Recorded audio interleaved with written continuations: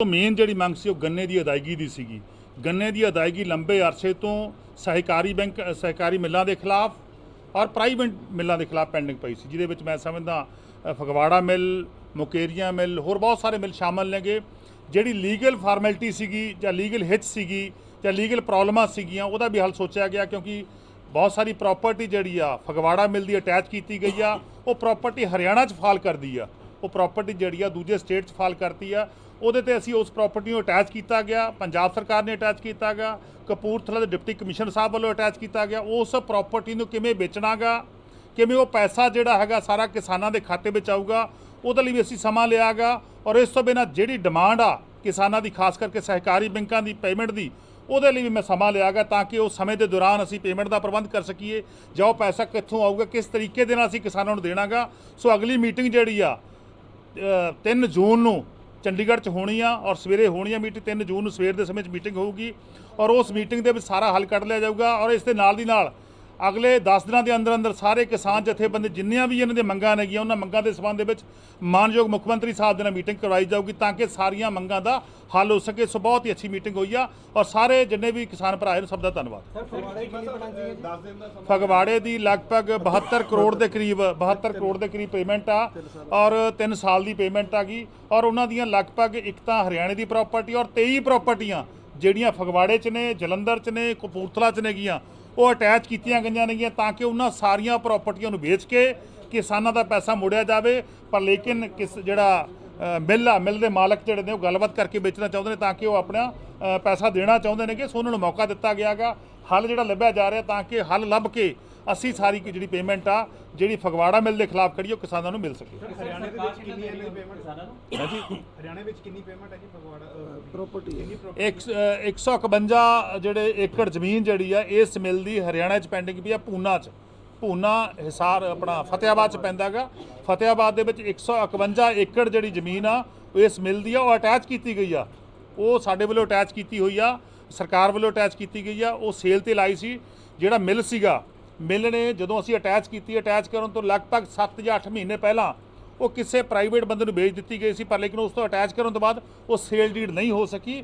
ਹੁਣ ਉਹ sale deed ਕਿਵੇਂ ਕਰਵਾਉਣੀ ਆ? ਜਿਹੜੀ ਪਾਰਟੀ ਤੋਂ ਖਰੀਦੀ ਆ ਜ਼ਮੀਨ, ਉਹ ਆਪਣਾ ਪਾਰਟੀ ਕਹਿ ਰਹੀ ਆ ਕਿ ਅਸੀਂ ਪੈਸੇ ਦੇਣ ਨੂੰ ਤਿਆਰ ਆ, ਮਿੱਲ ਵੀ ਕਹਿ ਰਿਹਾ ਅਸੀਂ ਪੈਸੇ ਦੇਣ ਨੂੰ ਤਿਆਰ ਆ। ਹੱਲ ਲੱਭਿਆ ਜਾ ਰਿਹਾ ਕਿ ਪ੍ਰਾਪਰਟੀ ਨੂੰ ਡੀ ਅਟੈਚ ਕਿਵੇਂ ਕੀਤਾ ਜਾਵੇ, ਸੇਲ ਕਿਵੇਂ ਕੀਤੀ ਜਾਵੇ ਔਰ ਪੈਸੇ ਜਿਹੜੇ ਹੈਗੇ ਨੇ ਉਹ ਕਿਸਾਨ ਦੇ ਖਾਤੇ 'ਚ ਕਿਵੇਂ ਆ ਸਕਣ, ਕਿਉਂਕਿ ਲੀਗਲ ਫਾਰਮੈਲਿਟੀ ਆ। ਉਹਦੇ ਲਈ ਅਸੀਂ ਸਾਰੇ ਅਫਸਰ ਸਾਹਿਬਾਨ ਦੀ ਡਿਊਟੀ ਲਾਈ ਆ, ਉਹ ਹੱਲ ਲੱਭਣਗੇ। 35 ਰੁਪਏ ਜਿਹੜਾ ਰੇਟ ਵਧਾਇਆ ਸੀ ਸਰਕਾਰ ਵੱਲੋਂ, ਉਹ ਸਾਡੇ ਵੱਲੋਂ ਸਾਰੇ ਪੈਸੇ ਜਿਹੜੇ ਹੈਗੇ ਨੇ ਜਮ੍ਹਾਂ ਨੇਗੇ। ਜਦੋਂ ਜਿਹੜੀ ਆਪਣਾ ਪੈਸੇ ਰਿਲੀਜ਼ ਕਰਦੇ ਜਾਣਗੇ ਪ੍ਰਾਈਵੇਟ ਜਿਸ ਤਰ੍ਹਾਂ ਮਿਲ, ਉਸੇ ਤਰ੍ਹਾਂ ਅਸੀਂ ਦਿੰਦੇ ਜਾਵਾਂਗੇ। ਸਰ ਪੰਜਾਬ ਸਰਕਾਰ ਕਿੰਨਾ ਦੇ ਰਹੀ ਹੈ? ਅਸੀਂ ਸਮਾਂ ਲਿਆ ਗਾ ਕਿਸਾਨਾਂ ਤੋਂ, ਅਸੀਂ ਸਮਾਂ ਲਿਆ ਗਾ। ਬਿਲਕੁਲ ਉਹ ਸਮੇਂ ਦੌਰਾਨ ਅਸੀਂ ਟਾਈਮ ਆਪਣਾ ਸ਼ਡਿਊਲ ਬਣਾਵਾਂਗੇ ਕਿ ਕਿਵੇਂ ਪੇਮੈਂਟ ਹੋਊਗੀ। ਬਿਲਕੁਲ ਇਹ ਪੈਸੇ ਦੇਣ ਵਾਲੇ ਦੇਵਾਂਗੇ। Thank you. ਟਾਈਮ ਜਿਹੜਾ ਰੱਖਿਆ ਜੀ, ਜਿਹੜਾ 10 ਦਿਨ ਦਾ ਟਾਈਮ 10 ਦਿਨ ਲਿਆ ਗਾ, ਸਾਨੂੰ ਆਪਦਾ ਹੋਮਵਰਕ ਕਰ ਲੈਣ ਦਿਓ। ਹੋਮਵਰਕ ਕਰਨ ਤੋਂ ਬਾਅਦ ਅਸੀਂ ਡਿਟੇਲ ਦੇਵਾਂਗੇ। ਬਿਲਕੁਲ ਡਿਟੇਲ ਜਿਹੜੀ ਹੈਗੀ ਆ ਤੁਹਾਨੂੰ ਸਾਰਿਆਂ ਨੂੰ ਮੈਂ ਬਾਰ-ਬਾਰ ਕਹਿ ਰਿਹਾ, ਕਿਸਾਨ ਸਾਡੀ ਜਿਹੜੀ ਸਹਿਮਤੀ ਬਣ ਚੁੱਕੀ ਆ। ਬਿਲਕੁਲ ਜਿਹੜੀ ਅਗਲੀ ਮੀਟਿੰਗ ਹੋਊਗੀ ਉਹਦੇ 'ਚ ਪੂਰੀ ਡਿਟੇਲ ਦੇਵਾਂਗੇ। ਹੱਲ ਲੱਭਾਂਗੇ ਜੀ, ਉਸ ਸਮੇਂ ਤੱਕ ਅਸੀਂ ਹੱਲ ਲੱਭ ਕੇ ਦੇਵਾਂਗੇ। ਸਾਡੀ ਗੱਲ ਸਹਿਮਤੀ ਬਣੀ। ਮੈਂ ਸੀਐਮ ਸਾਹਿਬ ਨੇ ਵਿਦਨ 10 ਡੇਜ਼ ਮੈਂ ਕਿਹਾ ਤੇ ਵਿਦਨ 10 ਡੇਜ਼। ਥੈਂਕ ਯੂ ਜੀ। ਇਹ ਗੱਲ ਕਹੀ ਹੈ ਕਿ ਕੁਝ ਦਿਨ ਦਾ ਸਮਾਂ ਗਵਰਨਮੈਂਟ ਨੂੰ ਦਿਓ, ਕਿਉਂਕਿ ਸਾਰਾ ਉਹ ਤਾਣਾ ਬਾਣਾ ਜਿਹੜਾ ਉਲਝਿਆ ਉਹਨੂੰ ਵੇਖਣਾ ਹੈ। ਉਹ ਪੇਮੈਂਟ ਜਿਹੜੀ ਆ ਕਿੱਥੋਂ ਆਣੀ ਆ, ਕਿਵੇਂ ਦੇਣੀ ਆ, ਕਿਉਂਕਿ ਸਾਡਾ ਗੰਨਾ ਗਿਆ, ਖੰਡ ਬਣ ਗਈ, ਖੰਡ ਵਿਕ ਗਈ, ਕੁਛ ਰਹਿੰਦੀ ਹੈ, ਉਹਦਾ ਸਾਰਾ ਅੰਕੜੇ ਪਤਾ ਕਰਨੇ ਨੇ। ਸੋ ਉਹਦੇ ਅੰਕੜੇ ਪਤਾ ਕਰਨ ਵਾਸਤੇ ਮੰਤਰੀ ਜੀ ਨੇ ਕਿਹਾ ਕਿ ਵੀ ਤੁਸੀਂ ਜਿਹੜਾ ਵੀ ਕੋਈ ਪ੍ਰੋਗਰਾਮ ਰੱਖਿਆ ਉਹਨੂੰ ਥੋੜ੍ਹੇ ਦਿਨ ਰੋਕੋ। ਅਸੀਂ ਐਜੀਟੇਸ਼ਨ ਨੂੰ ਲਿਖੀ ਹੋਈ ਸੀ, ਪਰ ਉਹਨੂੰ ਅਸੀਂ ਮੰਤਰੀ ਜੀ ਦੀ ਗੱਲ ਤਾਂ ਬਿਲਕੁਲ ਵਿਸ਼ਵਾਸ ਕਰਦੇ ਹੋਏ ਅਸੀਂ ਉਹਨੂੰ ਇਸ ਕਰਕੇ ਅੱਜ ਜਿਹੜਾ ਇਹਨਾਂ ਨੇ ਕਿਹਾ ਵੀ 1 ਹਫ਼ਤੇ ਦਾ ਟਾਈਮ ਜਿਹੜਾ ਦਿੱਤਾ ਜਾਵੇ। ਸੋ ਅਗਲੀ ਜਿਹੜੀ ਮੀਟਿੰਗ ਹੈ ਸਾਡੀ, ਉਹ ਮੰਤਰੀ ਜੀ ਨੇ ਇਹ ਵੀ ਭਰੋਸਾ ਦਵਾਇਆ ਕਿ ਸੀਐਮ ਸਾਹਿਬ ਨਾਲ ਮੀਟਿੰਗ ਸਾਡੀ ਕਰਾਉਣਗੇ 10 ਦਿਨ ਦੇ ਵਿੱਚ। ਔਰ ਜਿਹੜੀ ਮੰਤਰੀ ਜੀ ਦੇ ਨਾਲ ਸਾਡੀ ਮੀਟਿੰਗ ਹੈ, ਸਾਰਾ ਇਹਨਾਂ ਨੇ ਜਿਹੜਾ ਉਹ ਇਕੱਠਾ ਕਰਕੇ ਸਾਰਾ ਰਿਕਾਰਡ, ਉਹਦੇ ਬਾਬਤ ਸਾਡੀ ਜਿਹੜੀ ਮੀਟਿੰਗ ਹੈ ਉਹ 3 ਜੂਨ ਦੀ ਸਾਡੀ ਮੀਟਿੰਗ ਜਿਹੜੀ ਹੈ ਉਹ ਤੈਅ ਹੋਈ ਹੈ। ਉਹਦੇ ਬਾਰੇ ਮੈਂ ਬੇਨਤੀ ਕਰਾਂਗਾ। ਇੱਕ ਉਹਦੇ ਵਿੱਚ ਫਗਵਾੜਾ ਮਿੱਲ ਦਾ ਸੀਗਾ ਜੀ, ਮੈਂ ਉਹ ਵੀ ਨਾਲ ਜ਼ਿਕਰ ਕਰ ਦੇਵਾਂ ਕਿ ਫਗਵਾੜਾ ਮਿੱਲ ਜਿਹੜੀ ਹੈ ਉਹਦਾ ਪਿਛਲਾ 2 ਸਾਲ ਦਾ 3 ਸੀਜ਼ਨਾਂ ਦਾ ਬਕਾਇਆ 2019 ਵੀ 2021 ਔਰ 21-22। ਸੋ ਉਹ ਜਿਹੜਾ ਬਕਾਇਆ, ਉਹ ਜਿਹੜੀ ਪ੍ਰਾਪਰਟੀ ਆ ਉਹ ਗਵਰਨਮੈਂਟ ਨੇ ਅਟੈਚ ਕੀਤੀ ਹੋਈ ਹੈ, ਉਹਨੂੰ ਡੀਅਟੈਚ ਕਰਕੇ ਉਹ ਵੀ ਮੰਤਰੀ ਜੀ ਨੇ ਜਿਹੜੇ ਸੰਬੰਧਿਤ ਡੀ ਸਾਹਿਬ ਨੇ ਸਾਡੇ, ਉਹਨਾਂ ਦੇ ਨਾਲ ਜਿਹੜੀ ਇੱਕ ਟੀਮ ਬਣਾ ਕੇ ਉਹਨੂੰ ਡੀਅਟੈਚ ਕਰਕੇ ਉਹ ਵੀ ਜਦੋਂ ਸੇਲ ਹੋ ਜਾਏਗੀ ਤਾਂ ਪੈਸੇ ਜਿਹੜੇ ਆ ਤੁਰੰਤ ਜਿਹੜੇ ਆ ਜਲਦ ਤੋਂ ਜਲਦ ਕਿਸਾਨਾਂ ਦੇ ਖਾਤੇ 'ਚ ਆ ਜਾਣਗੇ। ਇਸ ਗੱਲ ਦਾ ਵੀ ਫੈਸਲਾ ਹੋ ਗਿਆ ਕਿ ਜਿਹੜੀ ਉਹਦੇ ਤੇ ਕੋਈ ਕਮੇਟੀ ਬਣਾਈ ਸੀ ਉਹਨੂੰ ਵੀ ਆਪ ਹੀ ਮੰਤਰੀ ਸਾਹਿਬ ਨੇ ਕਿਹਾ ਵੀ ਅਸੀਂ ਵੇਖ ਕੇ ਉਹਨੂੰ ਵੀ ਉਹ ਜਿਹੜਾ ਉੱਤੇ ਪਾਬੰਦੀਆਂ ਸਾਰੀਆਂ ਹਟਾ ਦੇਵਾਂਗੇ ਤਾਂ ਕਿ ਉਹਨੂੰ ਜਲਦ ਤੋਂ ਜਲਦ ਸੇਲ ਕਰਕੇ ਉਹ ਖਾਤਿਆਂ 'ਚ ਕਿਸਾਨਾਂ ਦੇ ਪੈਸਾ ਆ ਜਾਵੇ। ਹੁਣ ਮੈਂ ਬੇਨਤੀ ਕਰਾਂਗਾ ਸਰ ਇੱਕ ਦੱਸ ਦਿਓ ਕਿ ਜਥੇਬੰਦੀ ਵੱਲੋਂ ਜਿਹੜਾ ਹਫਤੇ ਟਾਈਮ ਤੁਸੀਂ ਕਹਿ ਰਹੇ ਹੋ ਕਿੰਨੇ ਕੁ ਜਿਹੜੇ ਪਰਸੈਂਟ ਆਪਣੀ ਟੋਟਲ ਅਮਾਉਂਟ ਦਾ ਉਹਦੇ ਤੇ ਸਹਿਮਤੀ ਹੋਈ ਹੈਗੀ ਕਿ ਕਿੰਨੇ ਪਰਸੈਂਟ ਚਾਹੀਦੀ ਜਾਂ ਫੁੱਲ ਅਦਾਇਗੀ? ਦੇਖੋ ਇਹਦੇ ਵਿੱਚ ਅਸੀਂ ਫੁੱਲ ਅਦਾਇਗੀ ਦੀ ਗੱਲ ਹੈ ਸਾਡੀ 324 ਕਰੋੜ ਜਿਹੜਾ ਸਹਿਕਾਰੀ ਮਿਲਾਂ ਦਾ, ਔਰ ਪ੍ਰਾਈਵੇਟ ਨੂੰ ਹੁਣੇ ਹੀ ਮੰਤਰੀ ਜੀ ਨੇ ਵੀ ਦੱਸਿਆ, ਡਿਪਾਰਟਮੈਂਟ ਨੂੰ ਵੀ ਇਹਨਾਂ ਨੇ ਹੁਕਮ ਦਿੱਤੇ ਨੇ ਕਿ ਸਾਰੀਆਂ ਮਿਲਾਂ ਨੂੰ ਨੋਟਿਸ ਕੱਢ ਦਿਓ। ਫਗਵਾੜਾ ਦਾ ਤਾਂ ਜਿਹੜਾ ਅਟੈਚ ਕੀਤੀ ਹੋਈ ਹੈ ਉਹ ਡੀਅਟੈਚ ਕਰਕੇ ਸੇਲ ਕਰਕੇ ਖਾਤਿਆਂ 'ਚ ਪੈਸੇ ਆ ਜਾਣਗੇ। ਜਿਹੜੀਆਂ ਬਾਕੀ ਮਿਲਾਂ ਵੀ ਨੇ ਪ੍ਰਾਈਵੇਟ, ਉਹਨਾਂ ਨੂੰ ਵੀ ਨੋਟਿਸ ਜਾਰੀ ਕਰ ਦਿੱਤਾ ਗਿਆ। ਉਹ ਸਾਨੂੰ ਹੁਣੇ ਇਹਨਾਂ ਨੇ ਦੱਸਿਆ ਹੈਗਾ ਕਿ ਹੁਣੇ ਉਹਦਾ ਵੀ ਨੋਟਿਸ ਜਿਹੜਾ ਉਹ ਜਾਰੀ ਕਰਤਾ ਗਿਆ। ਇਹ ਪੂਰੀ ਜਿਹੜੀ ਪੇਮੈਂਟ 700 ਕਰੋੜ ਹੈ ਸਾਰੀ ਦੀ ਗੱਲ ਚੱਲ ਰਹੀ ਹੈ। ਸੋ ਮੈਂ ਹੁਣ ਬੇਨਤੀ ਕਰਾਂਗਾ, ਮੀਟਿੰਗ ਕਿੱਥੇ ਹੋਏਗੀ? ਇਹ ਚੰਡੀਗੜ੍ਹ ਹੋਏਗੀ, ਮੰਤਰੀ ਜੀ ਦੱਸਣਗੇ। ਗੰਨੇ ਦੀ ਬਕਾਇਆ ਰਾਸ਼ੀ ਨੂੰ ਲੈ ਕੇ ਅੱਜ ਵਿੱਤ ਮੰਤਰੀ ਹਰਪਾਲ ਸਿੰਘ ਚੀਮਾ ਦੇ ਨਾਲ ਕਿਸਾਨਾਂ ਦੀ ਮੀਟਿੰਗ ਸੀ। ਮੀਟਿੰਗ ਦੇ ਵਿੱਚ ਕੀ ਹੱਲ ਨਿਕਲੇ ਨੇ, ਸਾਡੇ ਨਾਲ ਕਿਸਾਨ ਆਗੂ ਜੰਗਵੀਰ ਸਿੰਘ ਜੀ ਵੀ ਮੌਜੂਦ ਹਨ, ਉਹਨਾਂ ਨਾਲ ਗੱਲ ਕਰਦੇ ਹਾਂ। ਮੀਟਿੰਗ ਕਾਫੀ ਲੰਬਾ ਸਮਾਂ ਚੱਲੀ ਹੈ, ਕੀ ਸਿੱਟੇ ਨਿਕਲੇ ਉਸ ਦੇ? ਦੇਖੋ ਮੁੱਦੇ ਤਾਂ ਕਿਸਾਨੀ ਦੇ ਸਾਡੇ ਕਾਫੀ ਸੀਗੇ, ਪਰ ਅਸੀਂ ਇੱਕ ਮੁੱਦੇ ਤੇ ਹੀ ਫੋਕਸ ਜ਼ਿਆਦਾ ਰੱਖਿਆ ਕਿ ਜਿਹੜੀਆਂ ਸਹਿਕਾਰੀ ਤੇ ਪ੍ਰਾਈਵੇਟ ਮਿੱਲਾਂ ਦੀ ਅਦਾਇਗੀ ਦੀ ਗੱਲ ਆ, ਔਰ ਇੱਕ ਫਗਵਾੜਾ ਮਿੱਲ ਦੇ ਜਿਹੜੇ ਮਾਲਕ ਇਸ ਮਿੱਲ ਨੂੰ ਛੱਡ ਕੇ ਭੱਜ ਗਏ ਆ, ਉਹ ਕਿਸਾਨਾਂ ਦਾ ਪੈਸਾ ਜਿਹੜਾ 70-72 ਕਰੋੜ ਰੁਪਈਆ ਉਹ ਕਿਸ ਤਰ੍ਹਾਂ ਕਿਸਾਨਾਂ ਦੇ ਖਾਤਿਆਂ ਦੇ ਵਿੱਚ ਪਾਉਣਾ, ਉਹਦੇ ਬਾਰੇ ਵੀ ਲੰਬੀ ਚਰਚਾ ਹੋਈ ਆ। ਔਰ ਜਿਹੜੇ ਮਾਲਕ ਆ ਫਗਵਾੜਾ ਮਿੱਲ ਦੇ, ਉਹਨਾਂ ਦੀਆਂ ਜਿੰਨੀਆਂ ਵੀ ਪ੍ਰਾਪਰਟੀਆਂ ਆ ਉਹ ਸਰਕਾਰ ਅਟੈਚ ਕਰਕੇ ਉਹਨਾਂ ਨੂੰ ਸੇਲ ਤੇ ਲਾ ਕੇ ਵਿਕਰੀ ਕਰਕੇ ਉਹ ਕਿਸਾਨਾਂ ਦੇ ਖਾਤਿਆਂ ਦੇ ਵਿੱਚ ਪਾਊਗੀ। ਉਹਦਾ ਇੱਕ ਪ੍ਰੋਸੀਜਰ ਬਣਾ ਰਹੇ ਆ ਔਰ ਉਹਦੇ ਬਾਰੇ ਲੰਬੀ ਚਰਚਾ ਹੋਈ, ਕਿਉਂਕਿ ਫਗਵਾੜਾ ਮਿੱਲ ਦਾ ਵੀ ਬੜਾ ਸੀਰੀਅਸ ਮੈਟਰ ਸੀਗਾ। ਸੋ ਉਹਨੂੰ ਵੀ ਥੋੜੇ ਦਿਨਾਂ ਦੇ ਵਿੱਚ ਹੱਲ ਕਰੂਗੇ। ਤੇ ਜਦੋਂ ਸਹਿਕਾਰੀ ਮਿੱਲ ਦੇ ਪੈਸਿਆਂ ਦੀ ਗੱਲ ਆਈ ਆ, 324 ਕਰੋੜ ਜਿਹੜਾ ਸਹਿਕਾਰੀ ਮਿੱਲਾਂ ਜਿਹੜੀਆਂ ਸਾਡੀਆਂ ਹੈਗੀਆਂ ਪੰਜਾਬ ਦੀਆਂ, ਉਹਨਾਂ ਦਾ ਪੈਸਾ ਤਾਂ ਸਾਡੀ ਸਰਕਾਰ ਨੇ ਹੀ ਦੇਣਾ। ਉਹਨਾਂ ਮੰਤਰੀ ਸਾਹਿਬ ਨੂੰ ਕਿਹਾ ਕਿ ਤੁਸੀਂ ਪੈਸਾ ਇਹ ਸਾਨੂੰ ਰਿਲੀਜ਼ ਕਰਵਾ ਦਿਓ, ਸਮਾਂ ਕਾਫੀ ਹੋ ਗਿਆ ਮਿੱਲਾਂ ਬੰਦ ਹੋਇਆਂ ਨੂੰ, ਔਰ ਨਵਾਂ ਸੀਜ਼ਨ ਜਿਹੜਾ ਜਲਦੀ ਸ਼ੁਰੂ ਹੋ ਜਾਣਾ। ਤਾਂ ਸਰਕਾਰੀ ਮਿੱਲਾਂ ਦੇ ਕਿੰਨੇ ਪੈਸੇ ਹੈ, ਪ੍ਰਾਈਵੇਟ ਮਿੱਲਾਂ ਦੇ ਕਿੰਨੇ? ਸਹਿਕਾਰੀ ਮਿੱਲਾਂ ਦਾ 324 ਕਰੋੜ ਰੁਪਈਆ ਤੇ ਪ੍ਰਾਈਵੇਟ ਮਿੱਲਾਂ ਦਾ 375 ਕਰੋੜ ਦੇ ਕਰੀਬ ਹੈਗਾ।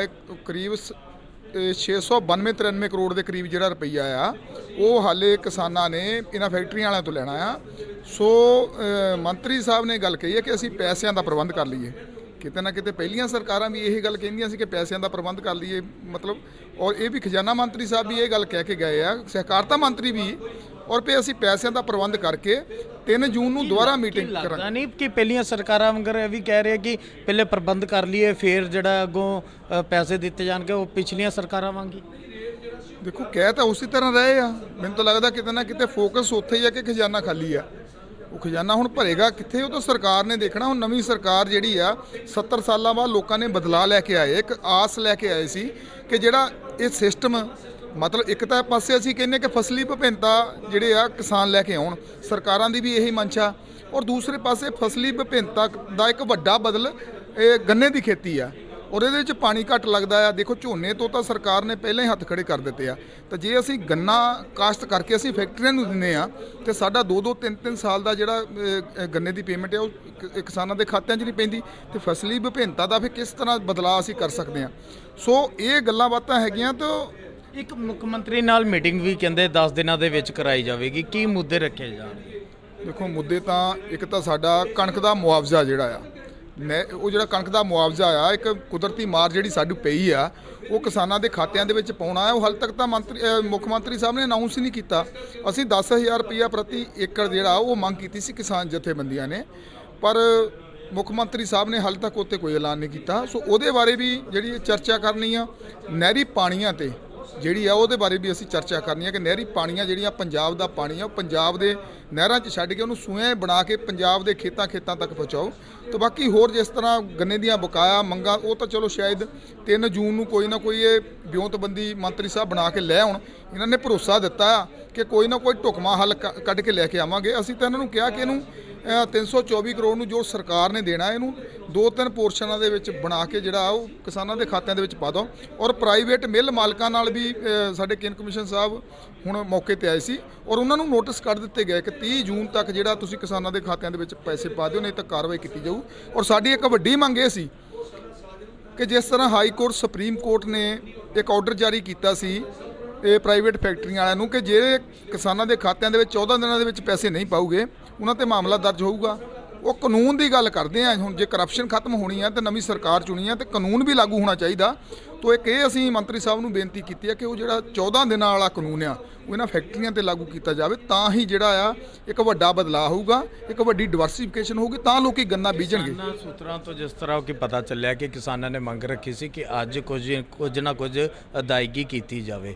ਕਾਫੀ ਲੰਬਾ ਸਮਾਂ ਕਿਸਾਨ ਜਿਹੜੇ ਹੈ ਮੰਤਰੀ ਸਾਹਿਬ ਦੇ ਨਾਲ ਇਸ ਗੱਲ ਤੇ ਅੜੇ ਵੀ ਰਹੇ ਕਿ ਹੋਈ ਅਦਾਇਗੀ ਕੁਛ? ਅਸੀਂ ਤਾਂ ਆਸ ਲੈ ਕੇ ਆਏ ਸੀ ਕਿ ਸਰਕਾਰ ਕੁਛ ਨਾ ਕੁਛ ਦੇਵੇ, ਪਰ ਤਰਾਸਦੀ ਇਸ ਗੱਲ ਦੀ ਹੈ ਕਿ ਜਦੋਂ ਅਸੀਂ ਸੜਕਾਂ ਤੇ ਬਹਿ ਜਾਂਦੇ ਹਾਂ, ਜਦੋਂ ਅਸੀਂ ਕਹਿ ਦਿੰਦੇ ਕਿ ਅਸੀਂ ਹੁਣ ਅਣਮਿੱਥੇ ਸਮੇਂ ਲਈ ਧਰਨਾ ਲਾ ਦਿੱਤਾ, ਉਸ ਵੇਲੇ ਤਾਂ ਤੁਰੰਤ ਫਿਰ 100-200 ਕਰੋੜ ਰੁਪਈਆ ਸਰਕਾਰਾਂ ਵੀ ਪਾ ਦਿੰਦੀਆਂ।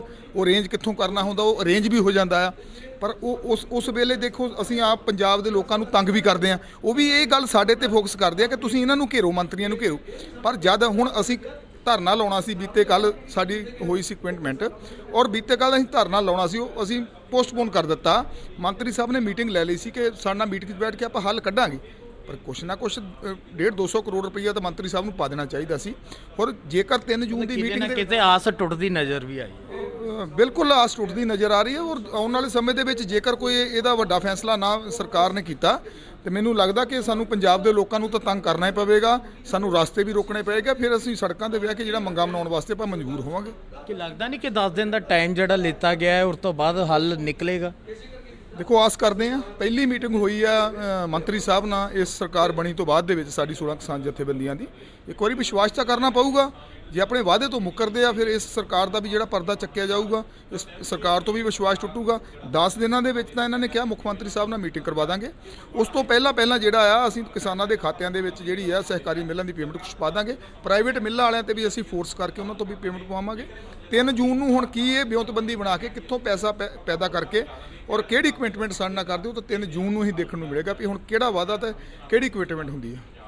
ਬਿਲਕੁਲ, ਜਿਸ ਤਰ੍ਹਾਂ ਕਿ ਕਿਸਾਨ ਆਗੂਆਂ ਦੇ ਨਾਲ ਗੱਲਬਾਤ ਕੀਤੀ, ਉਹਨਾਂ ਦਾ ਕਹਿਣਾ ਕਿ ਮੀਟਿੰਗ ਜਿਹੜੀ ਲੰਬਾ ਸਮਾਂ ਚੱਲੀ ਹੈ, ਪਰ ਸਰਕਾਰ ਨੇ 10 ਦਿਨ ਦਾ ਟਾਈਮ ਲੈ ਲਿਆ। 3 ਜੂਨ ਨੂੰ ਦੁਬਾਰਾ ਜਿਹੜੀ ਮੀਟਿੰਗ ਮੁੱਖ ਮੰਤਰੀ ਪੰਜਾਬ ਭਗਵੰਤ ਸਿੰਘ ਮਾਨ ਨਾਲ ਹੋਵੇਗੀ, ਉਸ ਦੇ ਵਿੱਚ ਹੀ ਜਿਹੜਾ ਕਿਸਾਨਾਂ ਦੀ ਜਿਹੜੀ ਬਕਾਇਆ ਰਾਸ਼ੀ ਦਾ ਹੱਲ ਕਰਨ ਦੀ ਗੱਲ ਕੀਤੀ ਗਈ ਹੈ। ਜੇ ਹੱਲ ਨਾ ਹੋਇਆ ਤਾਂ ਕਿਸਾਨਾਂ ਦਾ ਸੰਘਰਸ਼ ਜਿਹੜਾ ਤਿੱਖਾ ਤੇਜ਼ ਹੁੰਦਾ ਨਜ਼ਰ ਆਵੇਗਾ। ਕੈਮਰਾਮੈਨ ਸੁਸ਼ੀਲ ਦੇ ਨਾਲ Manveer Sabharwal, living India news, Jalandhar.